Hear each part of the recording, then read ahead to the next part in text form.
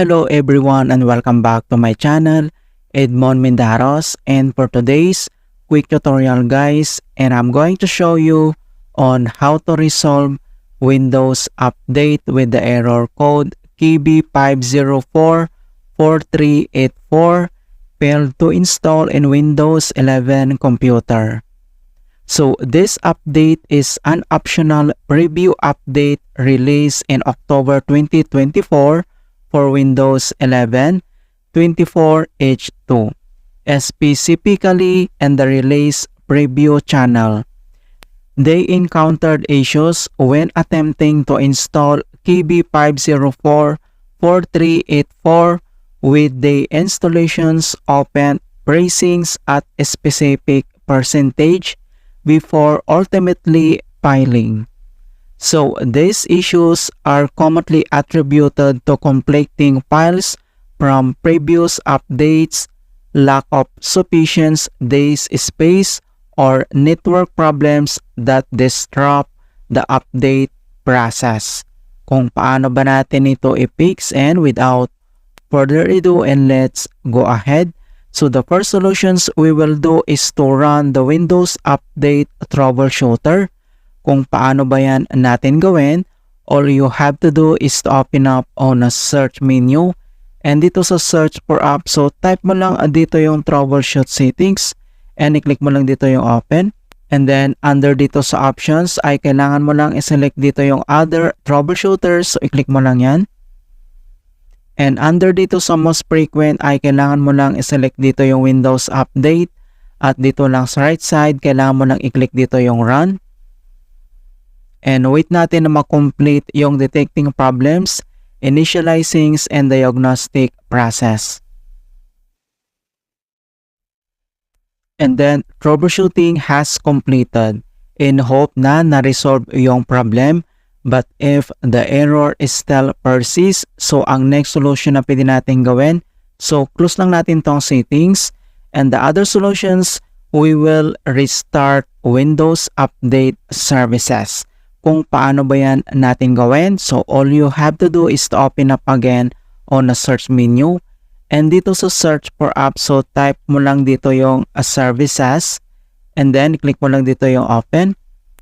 And dito lang sa services and services local, so dito lang sa right side ay kailangan lang natin na i-locate dito yung Windows Update. So kailangan mo lang mag-scroll down and then hanapin lang natin dito yung Windows Update. Okay? So once na-locate mo na, and then kailangan mo lang i-select and then right-click ka lang. And then kailangan mo lang i-click dito yung restart. So click mo lang yan. And then wait natin na ma-complete yung process. So after mo siya ma-restart, and then next step, so double-click mo lang siya. And then dito sa kanyang properties at dito lang sa general. And then dito sa startup type, so i-select mo lang dito yung automatic. And then dito lang sa kanyang running, ay click mo lang dito yung stop. And then wait natin. And then pagkatapos nyan, and then dito lang sa baba, ay kailangan mo lang i-click dito yung apply. And then click mo lang dito yung okay. Alright, so after dito sa services, and other solution na pwede natin gawin is to perform system file check SFC and DSM scan. Kung paano ba yan natin gawin, so all you have to do is to open up again on a search menu. And dito sa search for app, so type mo lang dito yung CMD, and then kailangan mo lang mag-right click, and select mo lang dito yung run as administrator.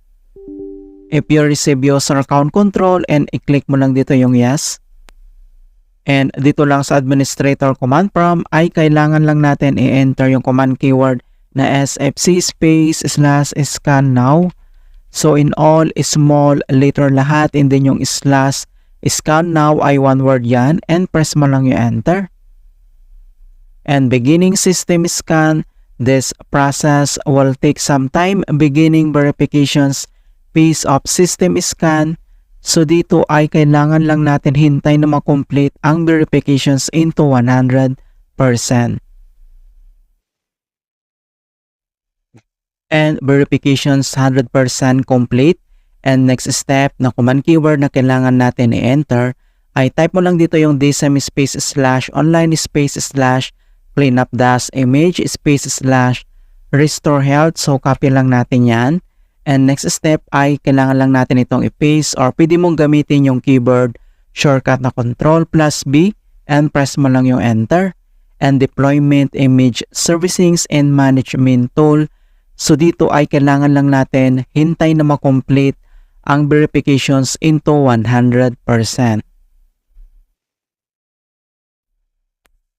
And finally, the restore operations completed successfully.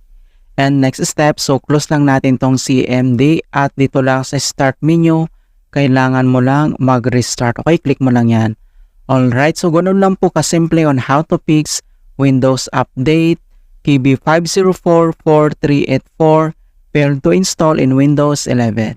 And please don't forget to like this video and subscribe to my channel for more quality content. Thank you guys and see you in my next tutorial.